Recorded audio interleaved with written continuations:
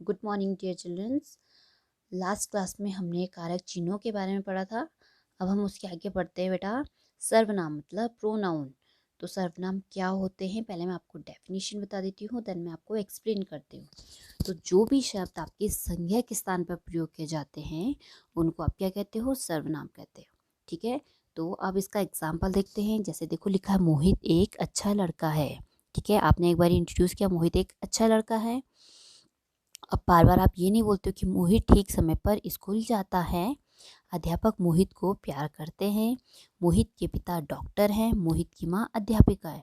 तो ये शब्द जो होते हैं बेटा, ये वाक्य सुनने में क्या अच्छे नहीं लग रहे। ठीक है, अब आप क्या करोगे, मोहित एक अच्छा लड़का है। अब बार बार आप मोहित का नाम तो नहीं लोगे। अब मोहित ठीक समय पर स्कूल जाता है, इसकी जगह आप क्या यूज़ करते हो, वह ठीक समय पर स्कूल जाता है। अध्यापक मोहित को प्यार करते हैं तो अध्यापक उसे प्यार करते हैं। मोहित के पिता डॉक्टर हैं तो उसके पिता डॉक्टर हैं। मोहित की माँ अध्यापिका है तो उसकी माँ अध्यापिका है।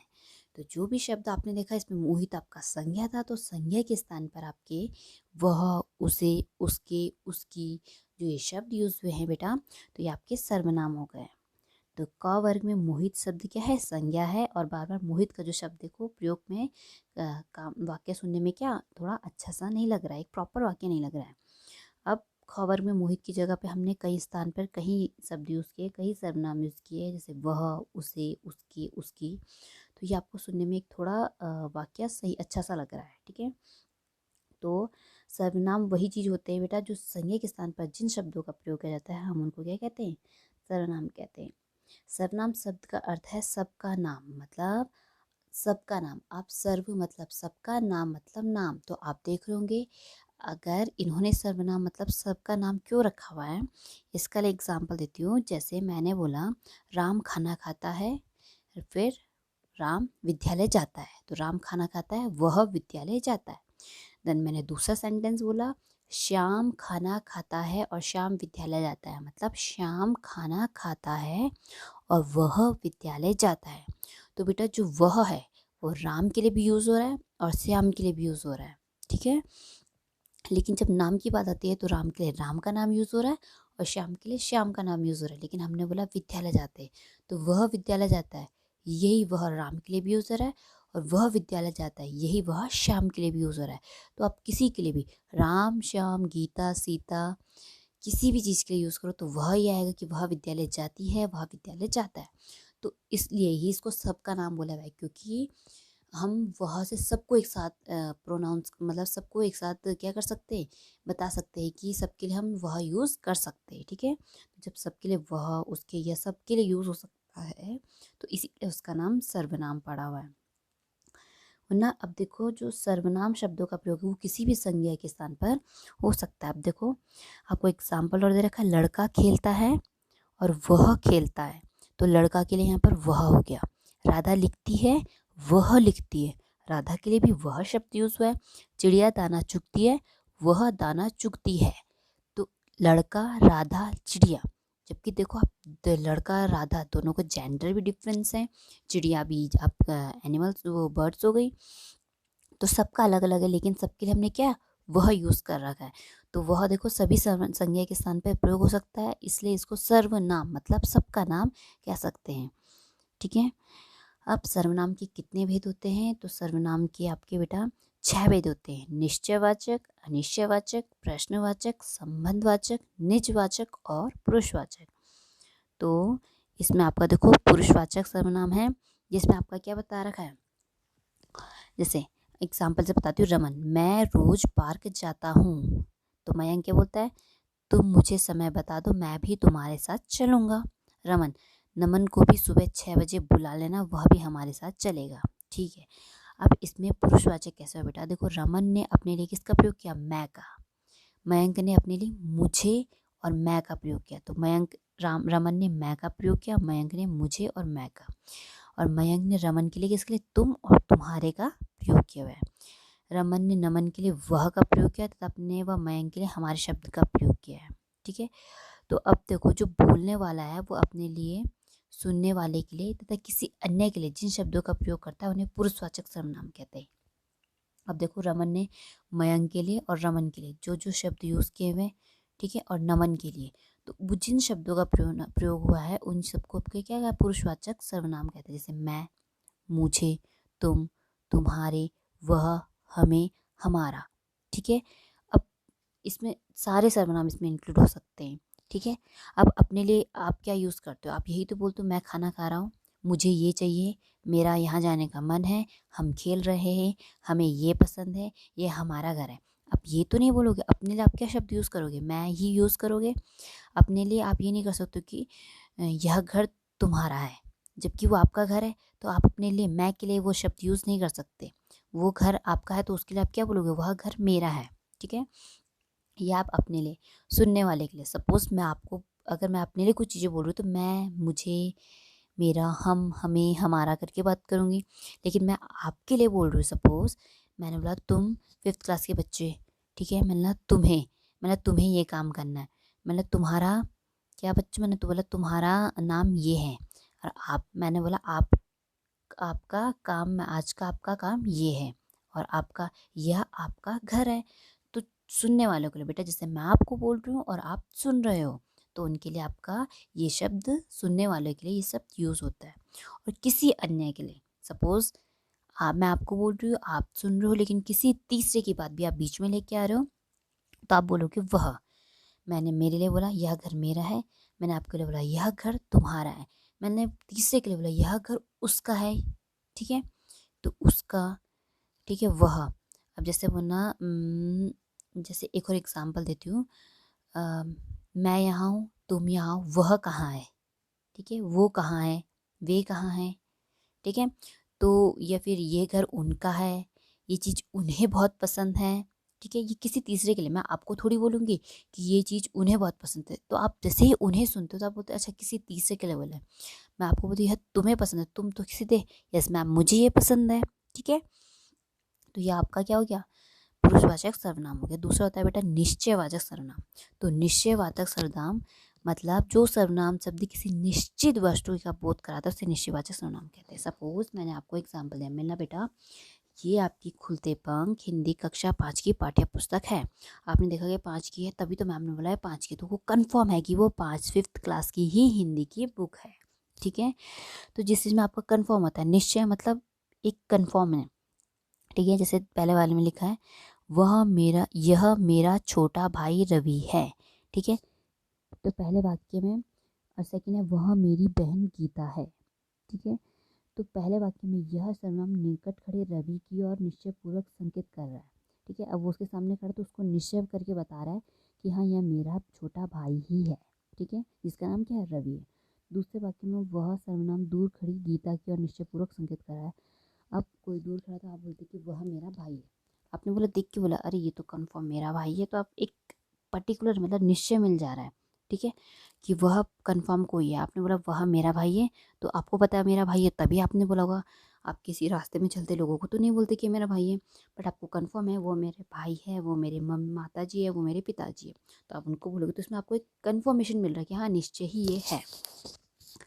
तीसरा है अनिश्चयवाचक। अब ये बिल्कुल निश्चयवाचक का क्या ऑपोजिट होता है, देखो। अब आपने बोला कि दरवाजे पर मेरा भाई है, आपने उसे देख के बोला। दरवाजे पर मेरी माताजी खड़ी है, आपने उसे देख के बोला, तो आप क्या थे? निश्चय थे, मतलब कंफर्म थे। लेकिन अब दरवाजे पर कौन है आपको पता नहीं, तो आपने बोला बेटा देखो दरवाजे पर कोई है, तो जो कोई है उसका आपको ये नहीं पता कि कौन है। वो आप, हो सकता है आपके माताजी हो, पिताजी हो, भाई बहन, कुछ भी हो सकती है। तो वहाँ पर आपका ये चीज़ कंफर्म नहीं है। दूसरा है अनिश्चयवाचक में, जैसे सीता बीमार है, उसने कुछ नहीं खाया। अब सीता बीमार है, हमें ये तो पता है कि सीता बीमार है, तो सीता बीमार है तो निश्चय हो गया, ठीक है। लेकिन जो अनिश्चयवाचक है इसमें किस में आएगा? उसने कुछ नहीं खाया। तो बेटा जो कुछ में आता है, तो आप कुछ में तो बहुत सारी चीज़ें आ सकती हैं, ऐसा एक पर्टिकुलर चीज़ को नहीं बोल सकते ना। तो जो कुछ है वो किसको? अनिश्चयवाचक की ओर आपको वो कर रही है। तो जिस सर्वनाम शब्द से किसी निश्चित वस्तु का बोध ना हो, ठीक है, उसे कंफर्म ना मिले, तो उसे अनिश्चयवाचक कहते हैं। तीसरा है प्रश्नवाचक।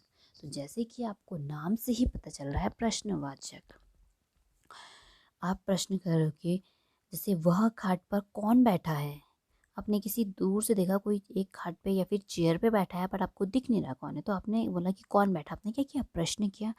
लेकिन वह ये नहीं पूछो कि मतलब देखो वहाँ खाट पर कौन बैठा है, आपने वह सर्वनाम भी यूज़ किया, फिर बोला वहाँ खाट पर कौन बैठा है, तो जहाँ पर कौन, क्या, कब ऐसे प्रश्न आ जाते वो आपके क्या प्रश्नवाचक हो जाते। दूसरा, पता नहीं वह किससे बात कर रहा है। अब आपने बोला पता नहीं राम किससे बात कर रहा है, तो जो राम आ गया वो तो संज्ञा में आ गया। लेकिन आपने बोला पता नहीं वह, तो वह किसी को भी स्टैंड कर रहा है, अब राम को बोल रहे हो चाहे श्याम को बोल रहे हो, तो पता नहीं वह किससे बात कर रहा है, तो किससे प्रश्नवाचक आ गया। तीसरा है मोहन तुम्हारे हाथ में क्या है। अब तुम्हारे हाथ में क्या है, देखो यहाँ पर मोहन संज्ञा में है, लेकिन इसमें सर्वनाम क्या है, तुम्हारे। ठीक है, तुम्हारे भी इसमें सर्वनाम आ रहा है, में क्या है, तो क्या एक प्रश्नवाचक चिन्ह है। क्या, कब, कैसे, कौन, ये सब आपके प्रश्नवाचक होते हैं। ठीक है, जिस सर्वनाम शब्द का प्रयोग प्रश्न पूछने के लिए होता है, जो भी सर्वनाम का प्रयोग प्रश्न पूछने के लिए होता है उसे क्या कहते हैं, प्रश्नवाचक शब्द कहते हैं। ठीक है, प्रश्नवाचक सर्वनाम कहते हैं उसे। ठीक है,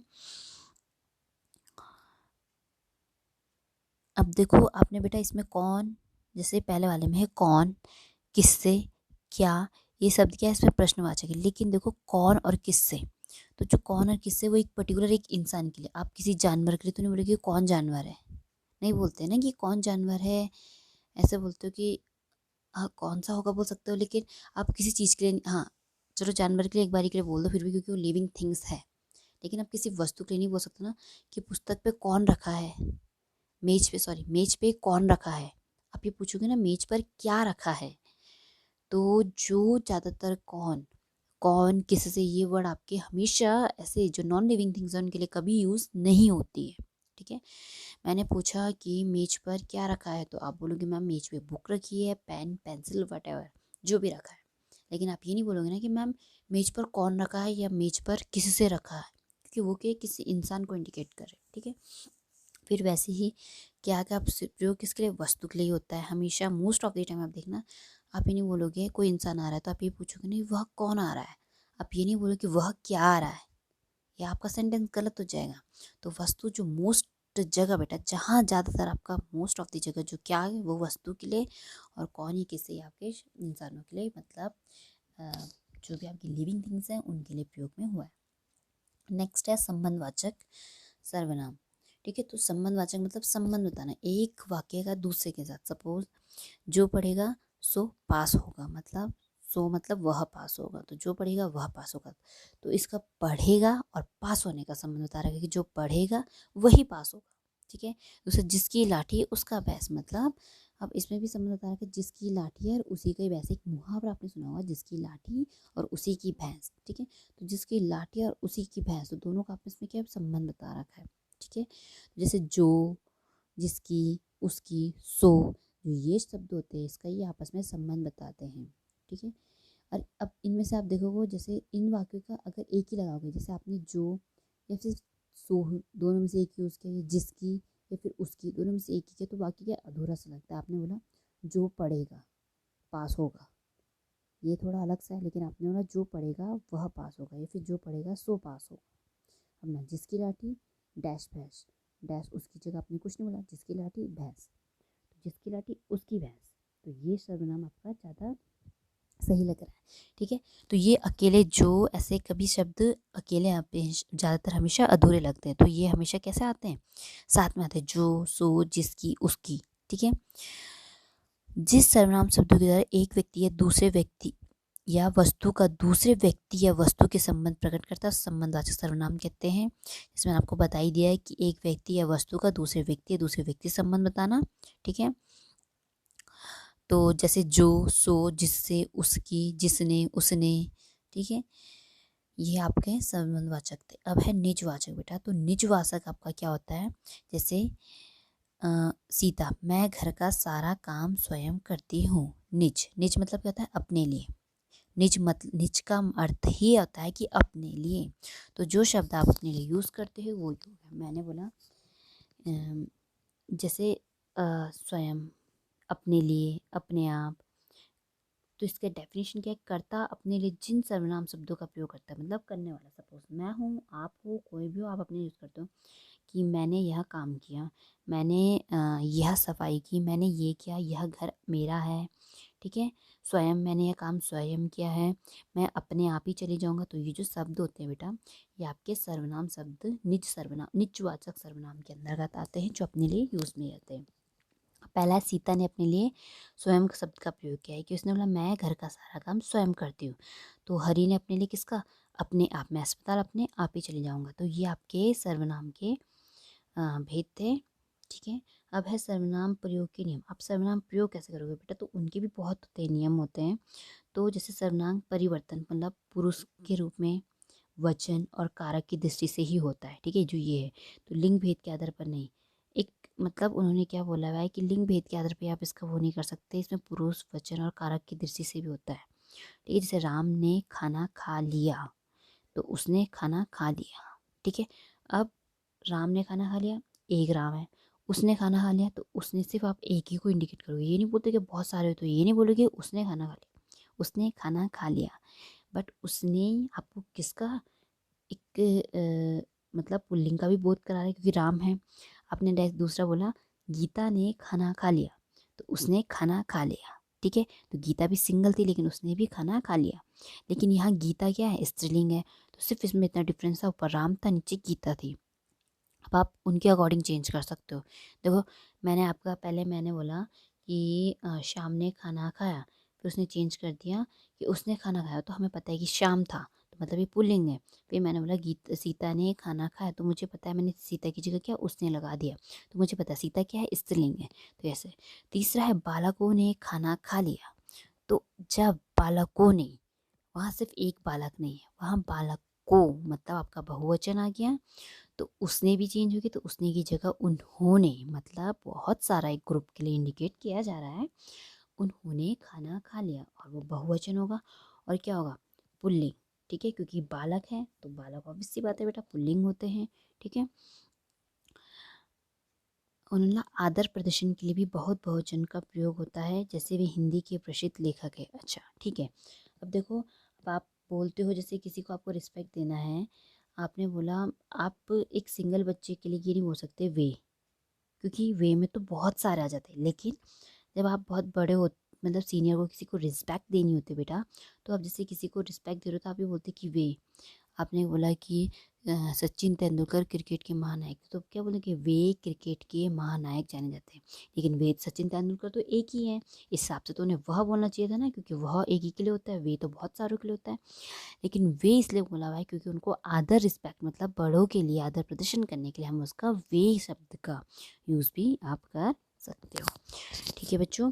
तो आपने आज सर्वनाम पढ़ा, उसके कितने भेद होते हैं और उसके कितने नियम होते हैं, ठीक है। तो आप इसको घर में भी रिवाइज करिएगा।